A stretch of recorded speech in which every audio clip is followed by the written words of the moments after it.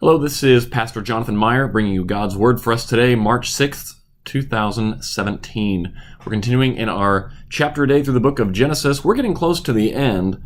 We're in chapter 45, and finally, Joseph reveals his true identity. Genesis 45. Joseph could no longer keep his composure in front of all his attendants, so he called out, "Send everyone away from me." No one was with him when he revealed his identity to his brothers, but he wept so loudly that the Egyptians heard it, and also Pharaoh's household heard it. Joseph said to his brothers, "I am Joseph. Is my father still living?" But they could not answer him because they were terrified in his presence. You can understand why. Then Joseph said to his brothers, "Please come near me." And they came near. "I am Joseph, your brother," he said, "the one you sold into Egypt. And now don't be grieved or angry with yourselves for selling me here, because God sent me ahead of you to preserve life. For the famine has been in the land these 2 years, and there will be 5 more years without plowing or harvesting. God sent me ahead of you to establish you as a remnant within the land, and to keep you alive by a great deliverance. Therefore it was not you who sent me here, but God.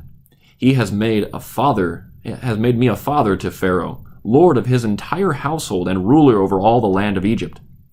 Return quickly to my father and say to him, 'This is what your son Joseph says. God has made me lord of all Egypt. Come down to me without delay. You can settle in the land of Goshen and be near me, you, your children and your grandchildren, your flocks, your herds, and all you have. There I will sustain you. For there will be 5 more years of famine. Otherwise you, your household, and everything you have will become destitute. Look, your eyes and the eyes of my brother Benjamin can see that I'm the one speaking to you. Tell my father about all my glory in Egypt and about all you have seen, and bring my father here quickly."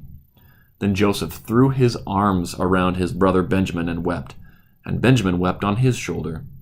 Joseph kissed each of his brothers as he wept, and afterward his brothers talked with him.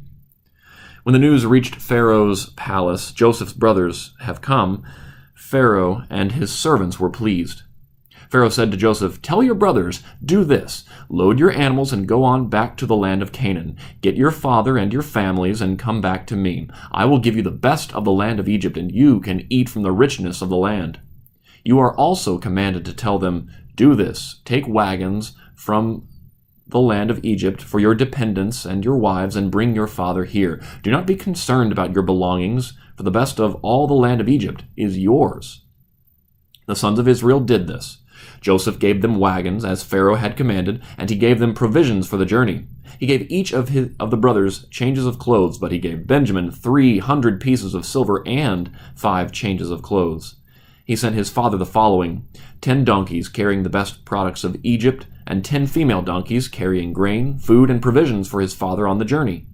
So Joseph sent his brothers on their way, and as they were leaving, he said to them, "Don't argue along the way." So they went up from Egypt and came to their father Jacob in the land of Canaan. They said, "Joseph is still alive, and he is ruler over all the land of Egypt." Jacob was stunned, for he did not believe them. But when they told Jacob all that Joseph had said to them, and when he saw the wagons that Joseph had sent to transport him, the spirit of their father Jacob revived. Then Israel said, "Enough, my son Joseph is still alive. I will go to see him before I die."